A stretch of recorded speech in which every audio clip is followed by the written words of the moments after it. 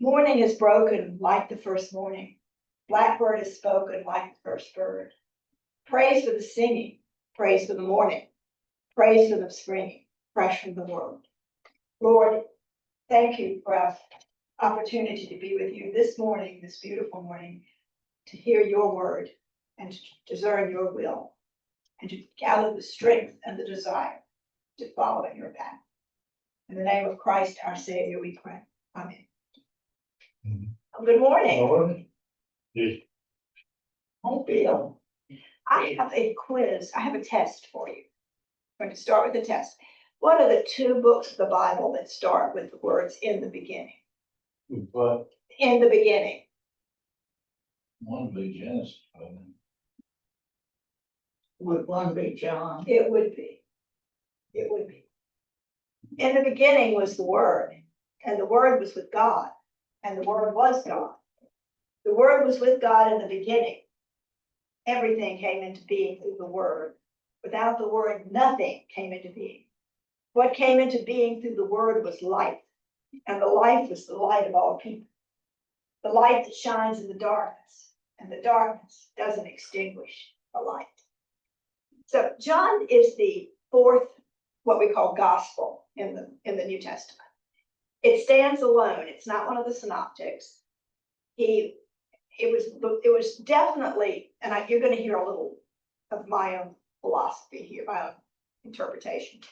It was definitely the last gospel written, probably written around between 90 Common Era and maybe 110 Common Era. But what had happened prior to that? A whole lot. For one thing, Christianity had spread. The idea of Christianity had spread pretty much throughout the Roman Empire, the known world.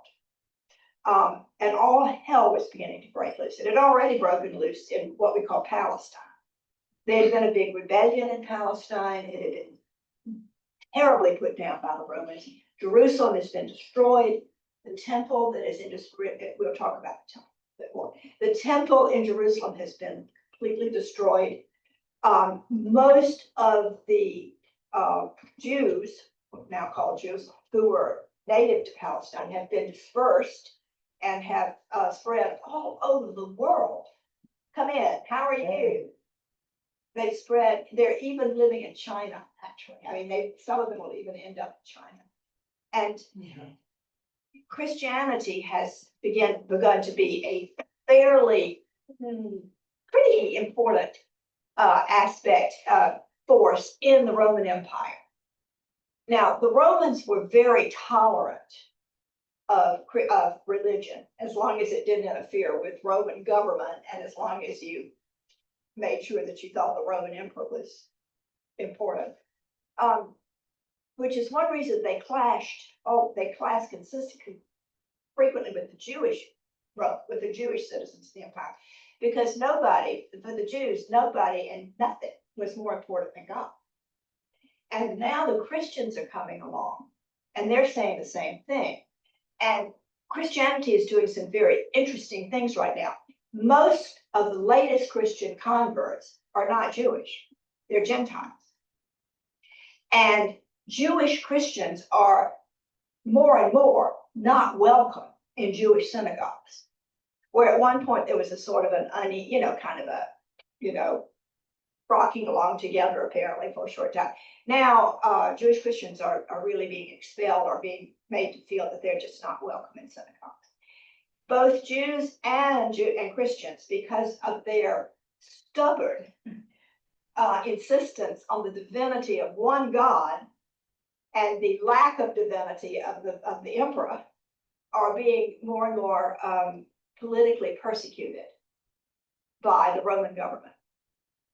And in this, and then there are kind of various Christian sects are beginning to grow up. One of which was apparently fairly sizable, was a sect that kind of centered around a study and a sort of a quasi-deification of John the Baptist.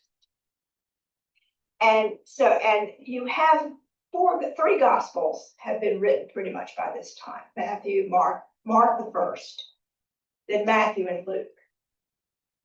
And now in the city of Ephesus, probably Ephesus, there's another gospel being written.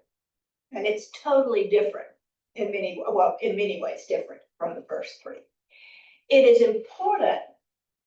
Let's talk about Ephesus for a minute because you have to kind of see. It is not, I do not think that the person who wrote the Gospel of John and who also probably wrote the 1, 2, 3 Johns in the latter part of the New Testament, I do not think that that person was the disciple who followed Jesus from Galilee. The reason I don't think that is, one, I'm not sure that that disciple lived long enough to be this John. And also, I don't think that a fisherman from Upper Galilee, who probably didn't even write in Aramaic, could have written the kind of Greek that the Gospel of John is written in, or would have had the sophisticated theological outlook. I mean, it took some education. Gospels, it is important to remember when you are reading a gospel, it is not a work of history. It is not a biography. It is a religious work of theology. It is kind of too bad that we don't have a straight eyewitness biography of Jesus. It would be nice, but we don't. We have the interpretation of a life and teachings and a mission by 4 different people. And John he's writing later. He's writing in a time of tension and almost revolt. Anything could happen, and he's writing away from Palestine. If he is indeed writing in the city of Ephesus, he's writing in one of the most cosmopolitan cities. Have any of you ever been to Ephesus? I have, yeah. It was a port city, and it's not anymore. When I went to it on a cruise. We docked several miles away, got on a bus, and drove inland. But at that point, it was a major port. It was a little crossroads, not like Corinth, but still it was a sophisticated cosmopolitan place. Why? Because in Ephesus was one of the 7 wonders of the ancient world, the Temple of Diana, the beautiful that Temple of Diana, which brought pilgrims from all over the Roman Empire and was a major economic raison d'etre of Ephesus. Inns, restaurants, people selling souvenirs, merchants, the tourism trade was huge. And you can imagine that when suddenly there's this new vibrant religion being preached in the empire, that's not going to be real popular in a city whose economic well-being is based upon a temple to a goddess who has nothing to do with whatever this claptrap is these people are talking about. So Christians who lived in Ephesus, there was apparently a very vibrant church in it, but they must have been under a good deal of harassment. I imagine they lived pretty quiet. I don't know. They might have lived very quietly. They might have tried not to call attention to themselves. I don't know. Or they might have tried to call attention. But it couldn't have been easy to be a Christian living in Ephesus. And I don't know how they made a living unless they went out in the streets and hypocritically sold statues of Diana and went home and worshiped Christ. But John was probably a Jewish Christian resident of Ephesus. And John, remember, he is not interested in writing a biography of Jesus. He's not interested in writing an accurate account of the chronology of Jesus' life and teaching. John has a very theological outlook, a religious philosophy that he wants to get across. In John, you will not find a Christmas story. There's no shepherds, there's no star, there's no magi, it's in the beginning was the Word, and the Word was with God. Wham. There are no parables in John. He doesn't use that. Instead he uses discourse, fairly long discourse. There are miracles in John that don't show up anywhere else. My favorite being the miracle at Cana. Because, oh, I'm stuck. Oh, well. Oh, no. I went to Cana one morning and I kept thinking somebody would offer me wine, but nobody did. I was kind of crushed. But that's a wonderful story. Here is Jesus at a party. It's like John starts the teachings of Jesus, or the ministry of Jesus, the party with his mother. We don't know anything about his mother. We don't know her name, but he says Jesus and his mother are at a party, and they run out of wine. And Mary, like the mother, trusting in her son that he can solve all problems, says, they've run out of wine. What are you going to do about it? He says, woman, what do you want me to do about it? I wouldn't advise you saying that to your mother at home, by the way. I've heard that was like a common phrase. I think it was, but I don't think it would go over today. But he also says on the cross, if you remember, he says, woman, behold your son. Yeah. It was, but I still wouldn't advise you to pull it or have your children pull it on you today. And he changes water to wine, and it's the best wine, and everybody says, why did the host hold the best wine out till last? It's a great story. But then comes the temple story. And John is the only of the four gospels, John is the only one who has this cleansing of the temple at the beginning of the gospel instead of as part of the Passion. In fact, in John, there are 3 Passovers.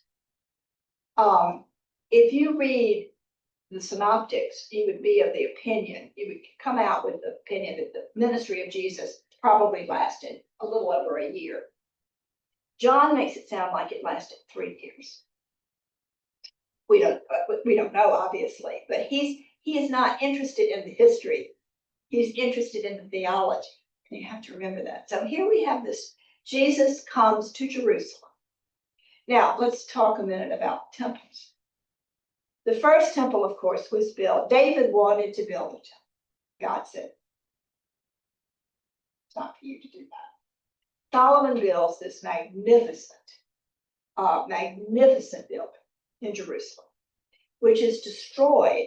In fact, so magnificent is the building. And let me talk about it for a minute, because the Jews believed that when God came to earth, he came into this building. And he lived in the Holy of Holies. The building, both temples were surrounded by courts, antique rooms. But in the very center, a Holy of Holies, where the Ark was kept, the Ark of the Covenant, and also where God would come to live, to stay, when he came to earth. Now, once a year, the high priest would go into the Holy of Holies just to make sure that everything was as it should be. Before he went in, he tied a long rope around his waist, so that if he encountered God there and died of the awe, the other priests could pull him out without having to go in and violate holy space. It was the most important place in Judaism. Did it sort of begin to replace God? Did the temple become sort of an act of worship in and of it, a worship object in and of itself? Is that what John is hinting? Is that what Jesus was saying? I don't know. But it's something, I think one of the things about this lesson, you can sort of draw your own conclusions about what it's about. But so this temple is destroyed when the Assyrians conquer Judah. Prior to that, and when the 2 kingdoms were both functioning, even though Israel, the northern kingdom, was by far the more powerful, the wealthier, the more important kingdom, the rulers of Israel worried so much about the draw of the temple that they were building kind of pseudo temples in Israel to kind of keep people from wanting to be drawn south on pilgrimages or to even to move to Jerusalem. It was that important.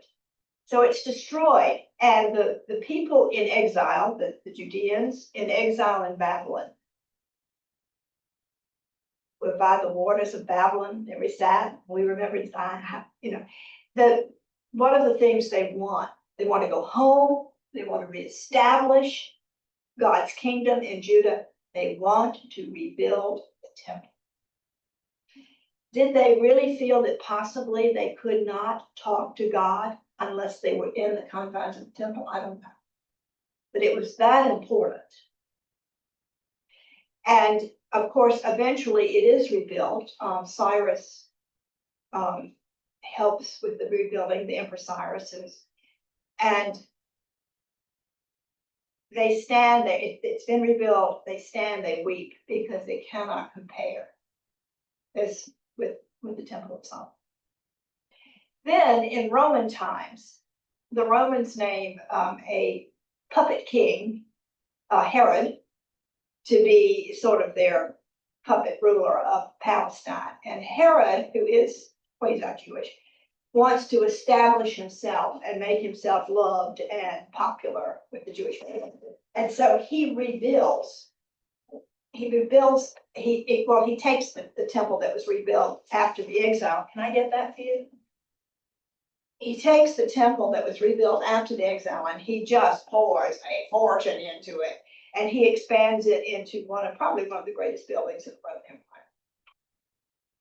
And it's something. And this is the temple that Jesus visits. And in John, he comes in, and now there's all sort of stuff going on. And your lesson book kind of says probably it wasn't as bad as you might think. But you have forecourt after before forecourt. One of the first forecourts, I will say with some degree of bitterness, was the court of the women. And it was one of the very outer courts, and it was as far as a woman could go in the temple, which just says how far. I guess we've come some ways. But there was always commerce going on in the temple because it was at this point still in Judaism. Sacrifice of animals was still an important worship. That doesn't last much longer, by the way. It doesn't survive much longer. It doesn't survive actually after 70 AD, 70 BC. But at this point, sacrifice of animals is very important, and paying fees. And because you have to use temple money, there are money changers who are there who are making a fortune changing various currencies into temple money. There's a lot of money being made in the temple that's not going to God's work. Let me just put it that way. Now, and also literally at Passover, particularly, several other times during the year, but particularly at Passover, Jerusalem is just clogged with Jews have already dispersed throughout the Roman Empire. They're living all over, but at least once in your life, and maybe every year if you can afford it, you want to spend Passover in Jerusalem. It's like every Muslim eventually wants to go to Mecca at least one time in its year on a Hajj. And in Jerusalem, what they would do is they would just jam pack Jerusalem. There's some estimates that as many as 600,000 additional people would be in Jerusalem over Passover weekend. That may be conservative. So you can just imagine what's going on in the temple. People buying animals. The animals are all over the place. They're bleeding. I don't blame them. I'd be bleeding too. There's money lenders. The money lenders are charging an exorbitant rate for it to change money. And according to John, early in his ministry, not at the end, early in his ministry, Jesus comes into this. Now, I would have to take some exception. One reason I think John is using an artist. I mean, he's being, I don't think it's true that this is when this happened. I think that if Jesus had been a total unknown, he couldn't have created the stir that he created. And, but because by the time in the other gospels, by the time he comes to the temple, everybody's heard of him. He's on every tongue. And he's even had that triumphal entry into Jerusalem. But John doesn't care about stuff like that. What John wants to make a point of is that Jesus came to stir up trouble. Jesus came to change the world. Jesus came to change and revolutionize everyone's life and everyone's relationship with God. And he starts with a bang in John, and that's the temple story. So he says,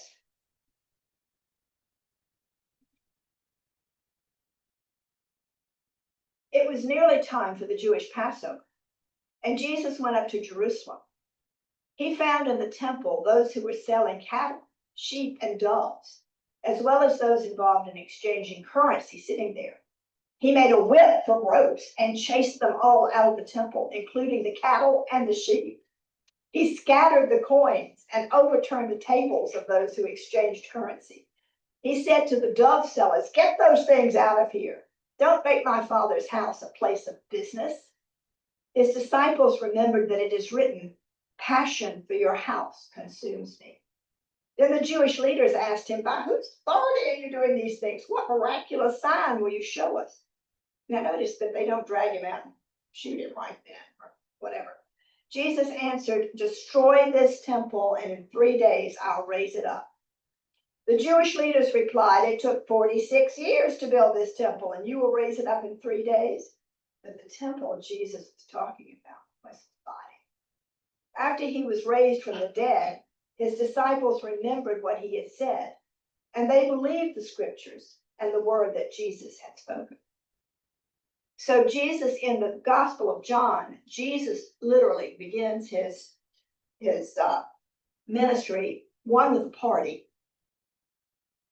Does that say that, we're going to, life is, there will be good aspects to this. The wine will be good. And then he moves on to a real disruption of life and commerce. And he says nothing is going to be the same. But also, if you destroy me or the temple, I am the temple. If you destroy me, I will return. Now, we can, each one of us, draw a personal lesson. One of mine is the importance of a place of worship, apart from daily activity. That, you hear people say things like, "I call on God and more times on the golf course than I would in church. I don't need to go to church. I'm fine." But don't we really need at least once during the week to just be quiet for a while? And just shut it all out and think only about our relationship with God. So Jesus was actually saying here, "I am God." And what? Yes, in a way, yes. And he was, yes. But he's also saying, I think he's saying that there's a place for commerce, but the house of God is not it. The house of God is a place for to maintain your relationship with God. Now, it's interesting how through the years that comes and goes. You would go to a medieval temple, and there would be a medieval cathedral. There'd be all kinds of stuff going on outside, even if it wasn't going on inside. But think about it,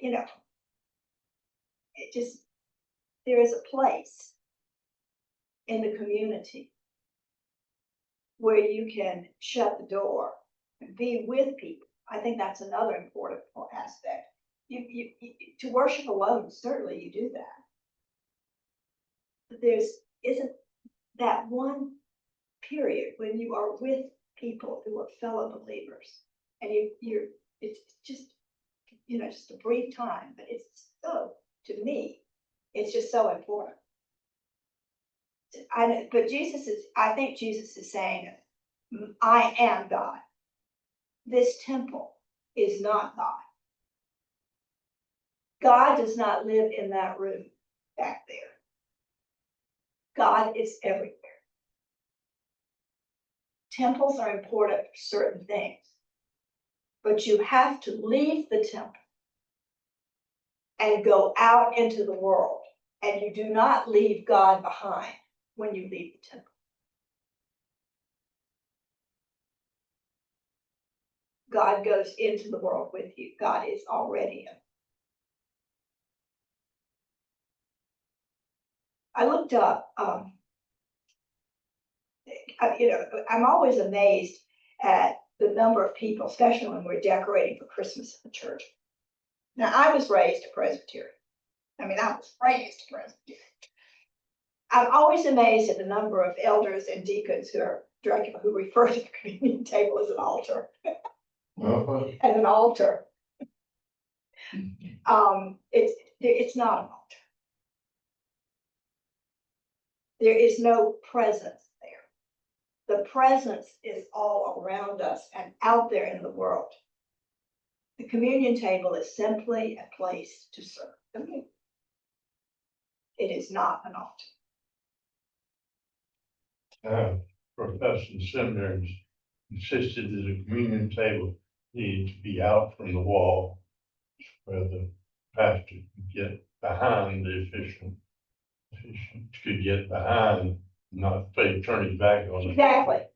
Exactly, because what does a Catholic priest eat? It's been a while since I've been to a mass, but while they were doing the convert, they always have their backs to the congregation. Yeah. If God is not on the communion table, he doesn't live there. God lives out all around, and that's what Jesus is saying. And he's beginning his ministry by saying, "Well, get out of here.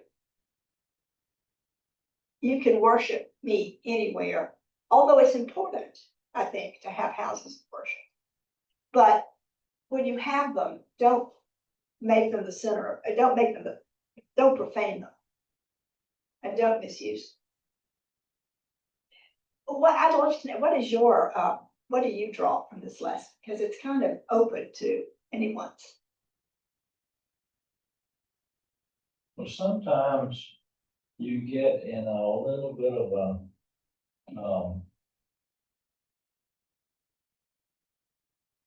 tough situation. We went to the Baptist church in Charlotte, and they were pretty strict about not having things in there. We had a vestibule. Which one did you go to? Rock Creek Road. Right, yeah. And what happened, we had a singing group one night. And guess what they wanted to do? They wanted to sell tapes in our vestibule. I don't think anybody really condemned it, but it's sure raised some eyebrows. And it came a little different from the temple there, but it was pretty simple. Well, when I was growing up, for the white gift service, we always had angels standing on the communion table. This bothered some people. Never bothered me.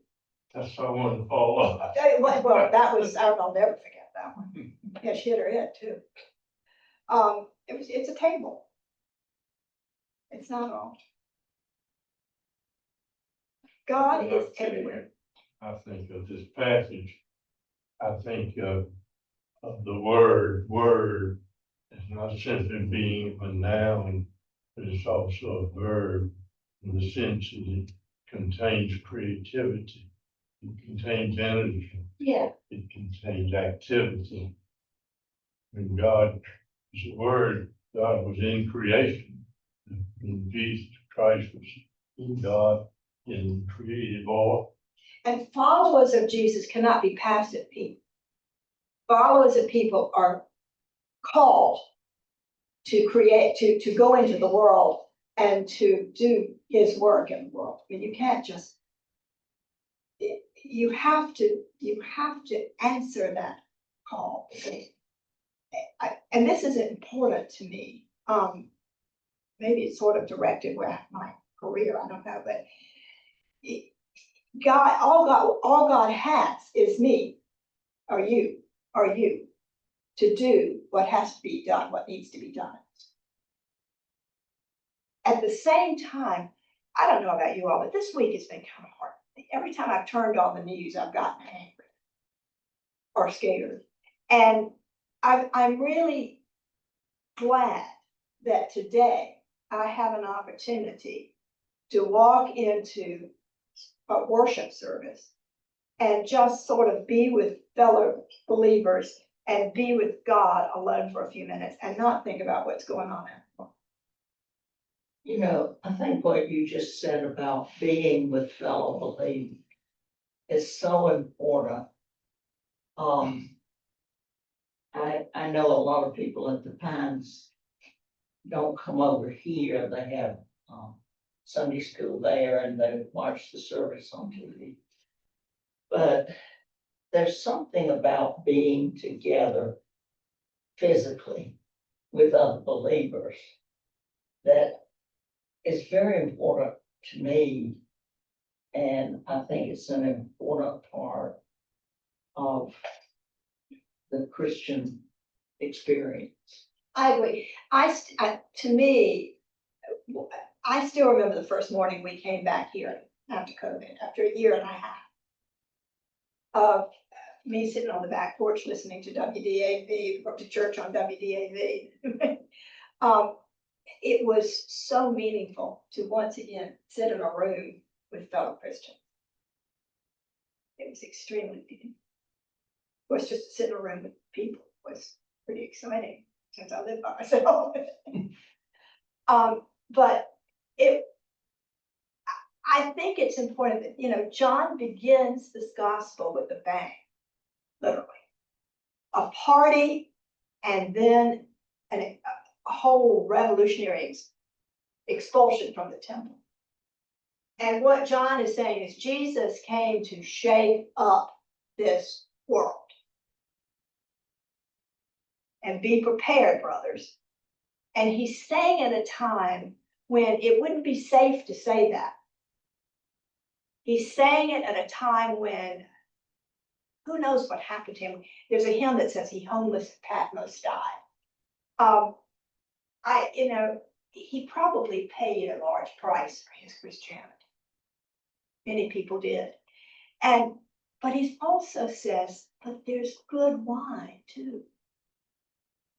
There's solace and there's good wine and there's party in this as well.